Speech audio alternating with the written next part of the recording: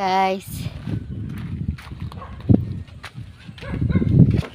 yung aking tatlo na lang sila dito guys, kasi hinuwalay ko dahil pinakapon ko sila guys. Hindi ko muna pinasali yung iba, tapos itong dalawa dito na ito, yan. Yeye, itong kulungan na ito nila ay ginawa ko ito kahapon. Ayan oh, kahit tag-tag lang guys, may masilungan lang sila kasi ang ginagawa nila nung pinakapon ko yung mga lalaking tatlo, nakita kong inangat-ngat nila yung bayag, kaya yun, nabisi ako gumawa nitong aking yung kulungan nila. Yan. Hindi rin naman sila lundag guys, kasi pinapako ko din naman yan. O, nakapako yan. Yan, mga nakapako yan. May tali muna sila, tapos pagkatali ko pinapakuan ko yan. Yan. Kaya hindi sila makalundag. Tatlo ito dito guys, kaso kinuha na kanina, kinuha na ni Jerry yung isa, binili kasi nila yung isang babae.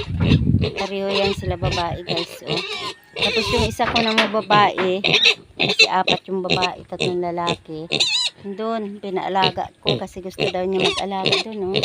Isang kapitbahay doon sa baba ang bahay nila. Yan. Galing guys. Oh. Ang cute ng kulungan ko. Kahit tagpi-tagpi, basta hindi lang sila makalabas guys, kasi pag nasa labas sila, doon sila palagi sa kalsada pagka masagasaan. Ito naman nilagyan ko ng ano dyan, kasi pag lumakas ang ulan, nilagyan ko nito oh, yung sira naming trapal, nilagyan ko siya kahit paano makatulong yan sa hindi sila mabasa. Bawal kasi mabasa.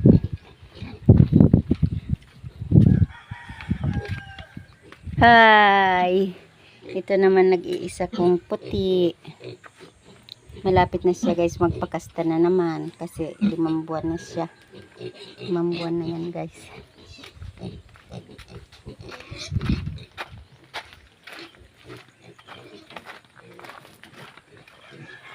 Dito ako sa nanay nila. Yan. Ang nanay nila guys, nanay ng aking mga biik. Hindi pa siya, ilang ano pa nito, magpapakasta na naman siya, magkakaroon na naman ako ng biik kasi inawat ko na yung mga anak.